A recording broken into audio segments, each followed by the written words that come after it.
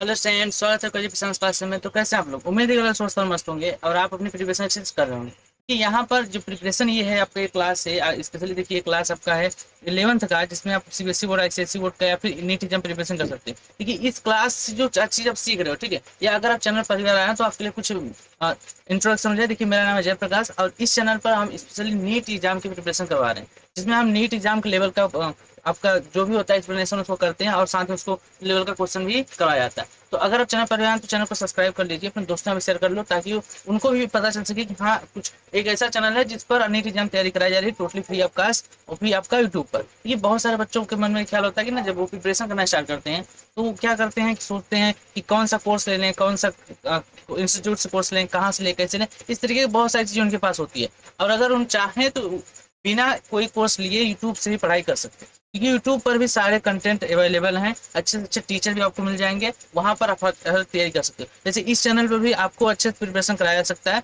और आप यहाँ पर प्रिपरेशन चल भी रहा है, अगर आप करना चाहो तो इस चैनल से भी कर सकते हो। और हाँ, सबसे बड़ी बात की आपसे बोला जाता है कि हर बार की आप चैनल को सब्सक्राइब कर लो और शेयर कर लो, तो आप करते हो या नहीं करते हो आपका मन है, लेकिन एक बात देखिए ध्यान से, अगर आपको ये चीज़ें समझ में आती हैं, आपको ये चीज़ अच्छी लगती है नहीं, हाँ हमको ये क्लियर हो गया, कंसेप्ट क्लियर हो गया, तो आपको मतलब होता है कि नहीं हम अपने दोस्तों के साथ शेयर करें ताकि वो भी इस चीज़ को पढ़ पाए, इस चीज़ को समझ पाए। ठीक है, तो देखिए यहाँ पर ये जो चैनल है यहाँ पर स्पेशली डेडिकेटेड है नीट एग्जाम के लिए। तो नीट एग्जाम जो जितनी भी अपडेट होती है आपको यहाँ पर मिलती हैं और साथ ही आपका नीट एग्जाम लगभग यहाँ प्रिपरेशन भी कराया जाता है। आपका बहुत सारे लेक्चर्स इस पर हो चुके हैं, उनकी प्लेलिस्ट बनी है, आप जाकर वहाँ पर चेकआउट कर सकते हैं। तो ये आप लोगों के लिए काफ़ी अच्छा है कि आप प्रिपरेशन का करना चाहो तो यूट्यूब से भी कर सकते हो। तो इस चैनल पर आपको देखिए स्पेशली है कि नीट एग्जाम की प्रिपरेशन कराई जाएगी। अगर आपको कोई दिक्कत आती है तो आपका डाउट आता है तो आप उसको कमेंट कीजिए, हम उसका रिप्लाई करेंगे।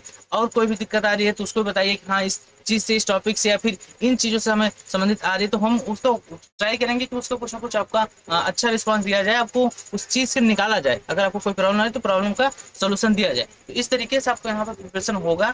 और अगर यहाँ पर आपको एक चीज़ और बहुत ज़्यादा है कि आपको जो कोर्स मिलता है ना, उससे भी जैसे आपको पीडीएफ नोट्स हो गए, हैंड राइटिंग नोट्स हो गए और पीपीटी हो गए सॉल्व करने के लिए, ये सभी चीज़ आपको यहाँ पे अवेलेबल करा जाएगा। एक बार आप लोग लगन से लगो तो, एक बार बताओ तो हाँ नहीं सर हम तैयारी करेंगे, प्रिपरेशन करेंगे, तो आप अगर एक बार जुड़ जाओ तो आपके लिए हम सब कुछ कर रहे हैं, आप सब कुछ करेंगे भी। और नीट एग्जाम जब तक आपका नहीं क्लियर हो जाता तब तक आपके लिए हम करेंगे, वो भी फ्री ऑफ कास्ट। बस आप लोग एक काम कर दीजिए कि बस यहाँ पर अपने मन से सच्चे दिल से पढ़ाई करना स्टार्ट कर दीजिए।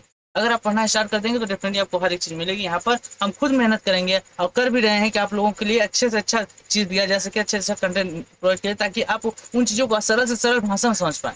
ठीक है, तो यहाँ पर ये चीज़ें आपके लिए बहुत ज़्यादा इंपॉर्टेंट है। तो इस चीज़ को अगर आपको समझ में आ रही है तो देखिए आज का जो टॉपिक है, आज का जैसे टॉपिक हम पढ़ने वाले क्लास 11th का है केमिस्ट्री में, आपका हाइजेनबर्ग अनसर्टेनिटी प्रिंसिपल। ये बहुत ही छोटा सा टॉपिक है, लेकिन हाँ ये जो टॉपिक है ये आपका नीट एग्जाम के लिए काफी इंपॉर्टेंट है, बोर्ड एग्जाम के लिए भी इंपॉर्टेंट है, बिल्कुल एक नहीं कि नहीं इसके लिए इंपॉर्टेंट नहीं है, आपकी नॉलेज के लिए भी इंपॉर्टेंट है, लेकिन इसके नीट एग्जाम के लिए भी काफी ज्यादा इससे इंपॉर्टेंट है, क्योंकि इससे क्वेश्चन पूछे गए हैं। ये क्वेश्चन आप अगर उठा कर देखो तो इससे कई बार क्वेश्चन पूछे गए हैं, तो ये आपके लिए काफी इंपॉर्टेंट हो जाता है। ठीक है, और यहाँ पर इन चीजों को अगर जैसे आप पढ़ रहे हो तो बीच में बहुत सारी चीजें अननेसेसरी चीजें आप करने लगते हो जो कि आपके लिए नहीं करना चाहिए। ठीक है, जैसे आप बीच में क्लास रोक देते हो या फिर बीच आधे क्लास देकर छोड़ देते हो, नहीं एक बार रुको तो सही यार, पूरा देखो तो सही। अगर एक बार देखो, अगर आपको यहाँ पर अच्छे से अच्छी चीज में अगर नहीं समझ पाया तो फिर आप कहिएगा, क्योंकि यहाँ पर आपको हर एक मतलब इस तरीके से सोचते हैं कि इस तरीके से पढ़ाया जाए बच्चे को कि बच्चा डायरेक्ट हमसे कंसल्ट कर पाए, हमें समझ पाए हमारी बातों को, इस तरीके से बताया जाता है ताकि आप उन चीज़ों को अच्छे से क्लियर कर पाओ, समझ पाओ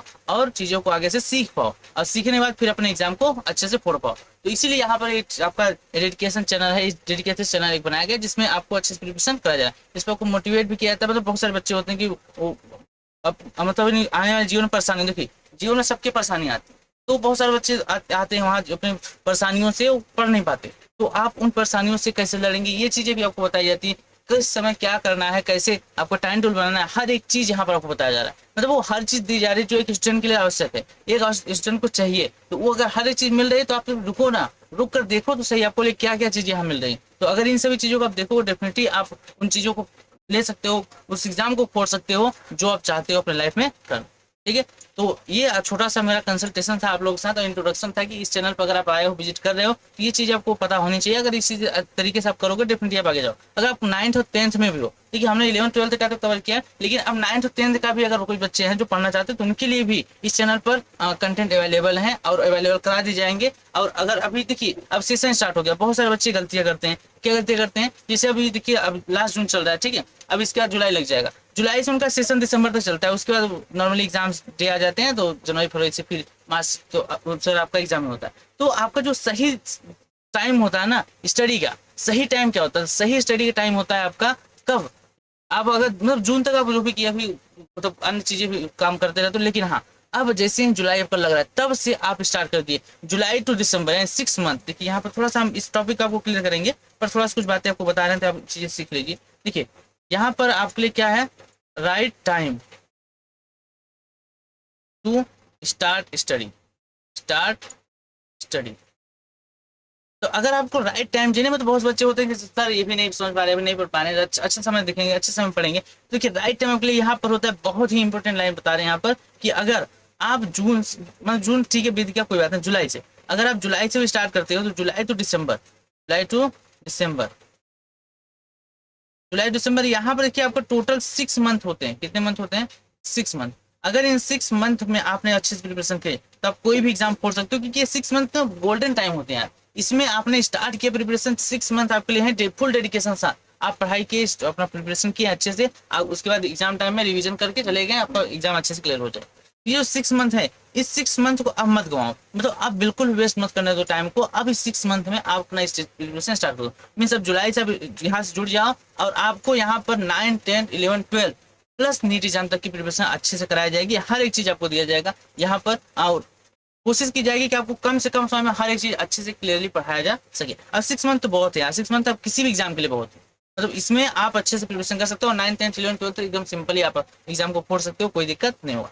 तो यहाँ पर ये चीज आपको बहुत इंपॉर्टेंट थी जो आपको बताना था। तो इस सेशन देखिए बहुत छोटा होने वाला है, क्योंकि यहाँ पर आपका एक छोटा सा टॉपिक हम डिस्कस करने वाले हैं। लेकिन इस टॉपिक से पहले जो आपको हम बातें बता रहे हैं, अगर ये बातें आपके दिमाग में बैठ के माइंड में सेट हो गई तो डेफिनेटली आप आने वाले 6 मंथ को वेस्ट नहीं करोगे। क्योंकि आप इसके बाद क्या करते हो, देखो बच्चा अभी क्या करता है, जून जुलाई अगस्त सितंबर में एंजॉय करता है, फिर उसके बाद क्या होता है, एग्जाम टाइम आते हैं, जब नवंबर दिसंबर आता है तब वो यूट्यूब पर जाता है, यूट्यूब पर क्या करता है, यूट्यूब पर जाकर सर्च करता है कि how to crack how to crack NEET in how to crack NEET in 2 month या फिर 1 मंथ, 15 डेज, 10 डेज, इस तरीके से बहुत सारे वीडियो आपको मिलेंगे। मतलब आप कैसे करेंगे? अरे यार आप ये बताओ कि 2 साल का सिलेबस है, 1 साल का सिलेबस है, आप उसको 2 मंथ में कवर कर लोगे? नहीं होगा, कभी नहीं होगा।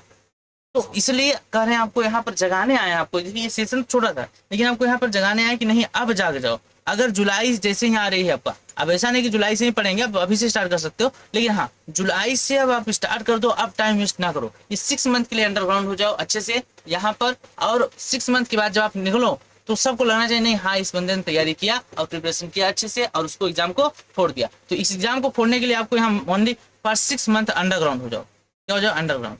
अब अंडरग्राउंड मतलब जमीन के अंदर खोद के मत घुस जाना कि हाँ जमीन के अंदर घुस गए तो अंडरग्राउंड हो गए, ऐसा नहीं है।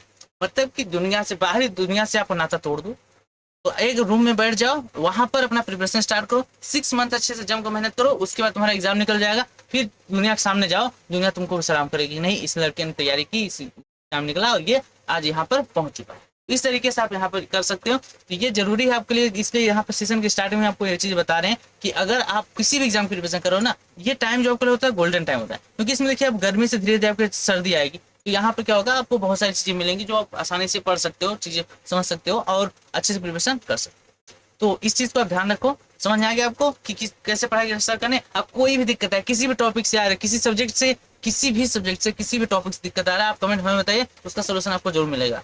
ठीक है, आपका ये जो सब्जेक्ट की बात करें, वो नॉट ओनली सब्जेक्ट, आप मेंटल इशू कर सकते के लिए भी कर सकते हो, फाइनेंशियल इशू आपका आ रहा है, हेल्थ इशू आ रहा है, मतलब कोई भी इशू है आपको किसी भी टॉपिक से, किसी भी रिलेटेड है, आप उसका कमेंट हमसे अगर कंसल्टेशन करना चाहेंगे तो आप एक बार कमेंट कीजिए, उस पर हम वीडियो बनाएंगे कि आप उस परेशानी से, इस प्रॉब्लम से किस तरीके से फेस कर पाए, उसको कैसे ओवरकम हो पाए, उसको कैसे से काबू कर पाए और निकल पाए। तो इन सभी चीजों का आपको यहाँ पर प्रोवाइड किया जाएगा। अभी जो हम आपको बताते ही रहते हैं कि इस चीज ऐसे करो, ऐसे करो, आप इनसे ओवरकम कर सकते हो। ये आपका देखिए होता है क्या ना, ये लाइफ की कुछ ऐसे बोल सकते हो स्टेप्स होते हैं, कुछ कड़ियाँ होती है जिनको आपको फेस करना होता है। ये करना ही पड़ेगा, ये सबके लाइफ में होता है, ऐसा नहीं कि सिर्फ आपके लाइफ में हो रहा है, सबके लाइफ में चलता रहता है। तो ये चीज़ें आपको यहाँ पर ध्यान रखना है।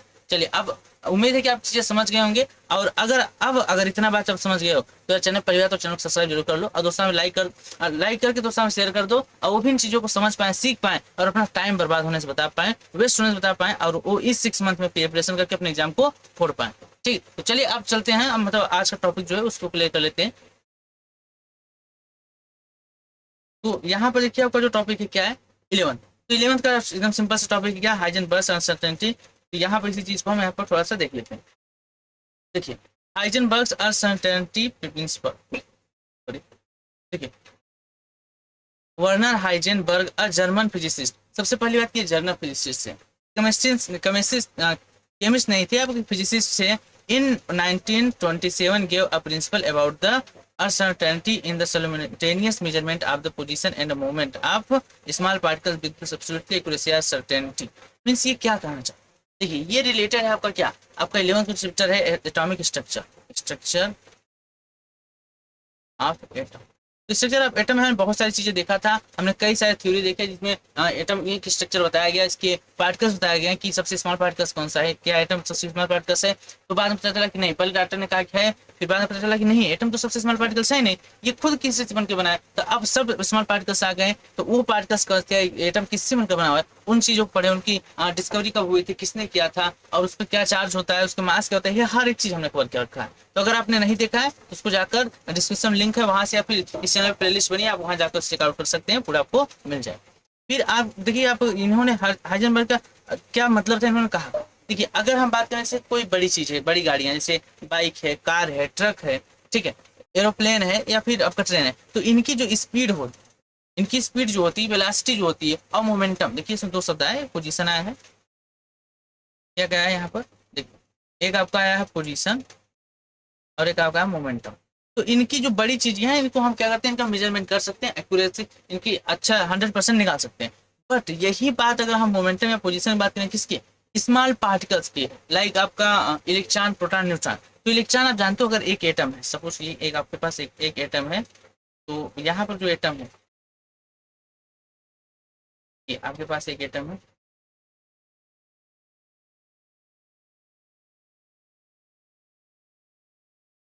ये इसका न्यूक्लियस हो गया, देखिए ये इसका न्यूक्लियस हो गया। अब इस न्यूक्लियस और एटम, इसमें इलेक्ट्रॉन क्या करते हैं, मूवमेंट करते हैं, गति करते रहते हैं, रिवॉल्व करते हैं, रिवॉल्व में सर्कुलर मोशन करते हैं। अब इसमें देखिए ये सर्कुलर मोशन करता है, तो इलेक्ट्रॉन इसमें क्या होता है, मूव कर रहा है, मीन्स इसकी कुछ ना कुछ वेलोसिटी होती है, इसका कुछ ना कुछ रेडियस होता है, ठीक है, और इसका कुछ ना कुछ मास भी होता है, द्रव्यमान। तो ये सभी चीजें होती हैं, तो इसकी आप पोजीशन एंड इसका मोमेंटम आप क्या कर सकते हैं, फाइंड आउट कर सकते हो। लेकिन अगर आपको जैसे बताएं कि अगर बड़ी चीजें हैं तो आप उनका अच्छे से एक्यूरेट 100% एक्यूरेट निकाल सकते हो। लेकिन बात अगर स्मॉल पार्टिकल से आती है, पहले आप ये बताओ यार, इलेक्ट्रॉन इतना छोटा है कि आप उसे खुद नहीं देख सकते, इलेक्ट्रॉन को देखने के लिए आपको माइक्रोस्कोप की आवश्यकता पड़ती है। अब माइक्रोस्कोप से आप उस चीज को देख रहे हो, फिर उसका मेजरमेंट कर रहे हो, तो इसका जो मेजरमेंट होता है वो एक्यूरेट हो नहीं पाता, इसमें कुछ ना कुछ क्या होती है, यहाँ पर कुछ ना कुछ इरर आ जाता है, कुछ ना कुछ कमी आ जाती है, जिससे ये एक्यूरेट नहीं मेजरमेंट हो सकता। और यहाँ पे दो फैक्टर हैं, हाइजेनबर्ग ने बताया कि इसकी अगर आप पोजीशन और इसके मोमेंटम दोनों एक साथ निकालना चाहते हैं, एक साथ एक टाइम पे, तो दोनों एक्यूरेट नहीं निकलेगा। एक आप एक्यूरेट निकालोगे, दूसरा में एक्यूरेसी कम हो जाएगी, पहले की एक्यूरेसी बढ़ाओगे, दूसरे कम हो जाएगी, दूसरे बढ़ाओगे, पहले कम हो जाएगी, तो दोनों सेम एक टाइम पर। देखिए यहाँ पे एक शब्द आया क्या, स्टिमुलेनियस। स्टिमुलेनियस मतलब एक ही समय पर आप एक टाइम पर दोनों को क्लियरली फाइंड आउट नहीं कर सकते, एक्यूरेट नहीं कर सकते, आप कुछ ना कुछ इरर आ जाता है, ठीक है। तीसरी बोलते हैं अनसर्टेनिटी प्रिंसिपल। क्या बोलते हैं, अनसर्टेनिटी प्रिंसिपल। मीन्स यहाँ पर क्या होता है, इसकी पोजीशन मोमेंटम, अगर इलेक्ट्रॉन की बात करें कि इसमें एटम में जो मूव कर रहा है, ये थोड़ा ना इसमें क्या होता है, चेंज होता है। तो वही देखिए यहाँ पर लिखा है, if an attempt is made of measure and any of these two quantities with higher accuracy, the other becomes less accurate। अगर आप इसमें दोनों में से किसी एक को क्या करो, अच्छे से हायर एक्यूरेसी के साथ मेजरमेंट करो, तो सेकेंड वाला अपने आप क्या होता है, लेस एक्यूरेट हो जाता है, मीन्स उसमें कुछ ना कुछ क्या जाती है, अनसर्टेनिटी आ जाती है, उसमें कुछ ना कुछ इरर आ जाता है। तो इसी चीज को उन्होंने हाइजेनबर्ग ने एक स्टेटमेंट दिया है, क्या कहा उन्होंने, देखिए उनका स्टेटमेंट बहुत ही प्यारा है। उन्होंने कहा कि the product of uncertainty in position, in position मतलब यहाँ देखिए ये नहीं होगा आपका, जो यहाँ बनाए इसका मतलब ये है कि डेल्टा एक्स, पोजीशन को लिखते हैं यस। अब इसमें अनसर्टेनिटी होगा, सब कुछ ना कुछ डिफरेंस होगा तो उसको डेल्टा एक्स लिखते हैं। And the uncertainty in the momentum delta T, ये क्या होता है, ये प्रोडक्ट होता है किसके, मीन्स यहाँ पर delta x into delta P ये इक्वल होता है या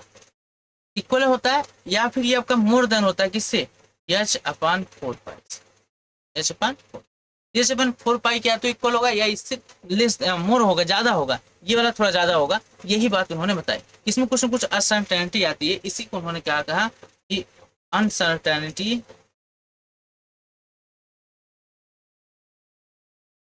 ठीक है, ये बात उन्होंने बताया delta x into delta P, इसी को कहा जाता है हाइजेनबर्ग के अनसर्टेनिटी प्रिंसिपल। या इसको आप देख सकते हो, एक चीज समझ सकते हो क्या कि यहाँ पर कुछ ना कुछ मेजरमेंट क्या आ रही है, इधर आ रहा है, कुछ एक्यूरेसी में कुछ ना कुछ कमी आ रही है, इसी को बोलते हैं अनसर्टेनिटी। अब अच्छा इसको आप चाहो तो एक चीज और फाइंड आउट कर सकते हो, क्या फाइंड आउट कर सकते हो, देखो अच्छा तो डेल्टा पी बराबर क्या होता है, पी बराबर क्या होता है M into V, M into ये होता है। अब अगर ये एम इंटू वी तो डेल्टा पी तो आप इसको लिख सकते हो, अगर डेल्टा पी है तो आप लिख सकते हो एम इंटू डेल्टा पी, ये लिख सकते हो। अगर इसी चीज को देखिए थोड़ा सा हम अलग करते हैं, ठीक है, अगर यहाँ पर पी की वैल्यू रख देते हैं तो क्या होगा, पी की वैल्यू रख देते हैं तो क्या होगा, देखिए एक्चुअल में आपका यहाँ है delta x into delta p equal to h upon 4 pi, ये चीज यहाँ पर है आपके पास। अब हम क्या करते हैं कि इसमें देखिए डेल्टा टी क्या मल्टीप्लाई कर देते हैं, मीन्स यहाँ पर मल्टीप्लाई डिवाइड करते हैं, डेल्टा एक्स, इसको आप क्या लिख सकते हो, इसको लिख सकते हो M into delta V, M into delta फिर लिख सकते हो। अब इसमें मल्टीप्लाई कर दे रहे हैं डेल्टा टी से और डिवीजन कर दे रहे हैं डेल्टा टी से, इक्वल होगा किसके, एच अपन 4 पाई। देखिए आप इस किसी भी क्वांटिटी से अगर मल्टीप्लाई डिवाइड कर देते हो उसका मतलब कोई भी उसमें चेंज नहीं हुआ है। अब यहाँ मल्टीप्लाई इसको कैंसिल कर सकते हैं, लेकिन यहाँ पर हम ऐसा क्यों करें, ऐसा हम करें एक अन्य क्या होता है रिलेशन आपको यहाँ फाइंड आउट करने के लिए, जो आपके काफी इंपॉर्टेंट है, अनसर्टेनिटी में भी आता है।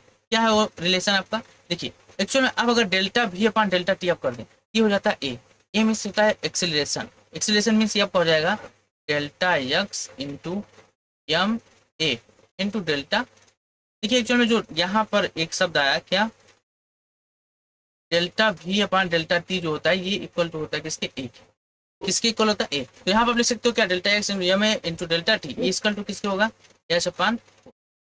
अब देखिए एम ए को आप क्या लिख सकते हो, एम ए को लिख सकते हो या फोर्स लिख सकते हो, मीन्स देखिए ये बराबर क्या होता है, ये बराबर क्या होता है एम ए, तो एम ए लिख सकते हो, तो यहाँ क्या हो जाएगा, ये हो जाएगा आपका delta x into f into delta T equal to h upon 4, ठीक रिलेशन ये हो गया। अच्छा अब ये बताइए एफ, अगर आपको बात की जाए वर्क, डब्ल्यू इक्वल टू क्या होता है, डब्ल्यू इक्वल टू होता है F into T, F into T, T क्या डिस्प्लेसमेंट है, डी क्या डिस्प्लेसमेंट, यहाँ पर अगर एक्स भी क्या है आपका, उसमें कुछ ना कुछ पोजीशन में डिस्प्लेसमेंट है या कुछ ना कुछ इधर है, तो एफ इंटू डेल्टा एक्स क्या हो जाएगा, ये हो जाएगा आपका ई।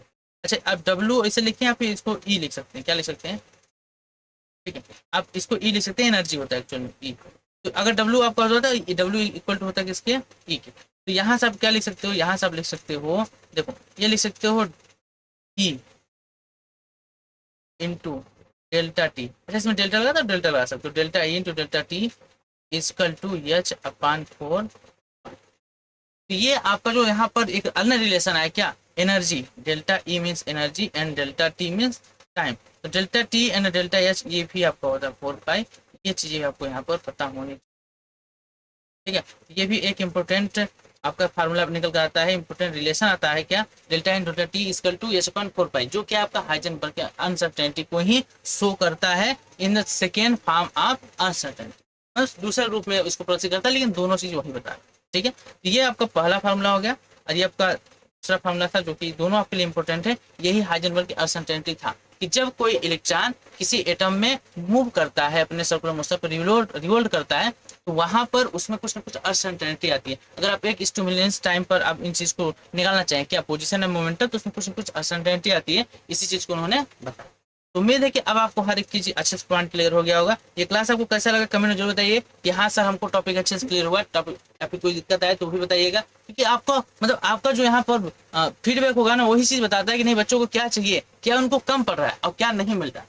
ठीक, इस तरीके से यहाँ पर आप खुद ग्रो कर सकते हो और अच्छे से प्रिपरेशन भी कर सकते हो। चलिए मिलते हैं तब नेक्स्ट क्लास में एक नेक्स्ट टॉपिक के साथ, अच्छे से प्यारे से टॉपिक के साथ। ठीक है, आज की क्लास यहीं तक रखते हैं। जो हमने आपको स्टार्टिंग में बताया था क्लास को, उसको आपको जरूर ध्यान देना है कि अब आप जाग जाओ, अब मत टाइम वेस्ट करो, क्योंकि यही सही समय है। फिर बाद में आप कहोगे कि हमको पता ही नहीं था सर, हम जानते नहीं थे कि सही टाइम कब से पढ़ेगा, कब से स्टार्ट करना थे प्रिपरेशन। तो इसलिए आपको यहाँ पर सेशन बनाया गया ताकि आप इस चीज को समझ पाओ। ठीक है, तो चलिए मिलते हैं नेक्स्ट क्लास में, तब तक के लिए पढ़ते रहिए, स्वस्थ रहिए।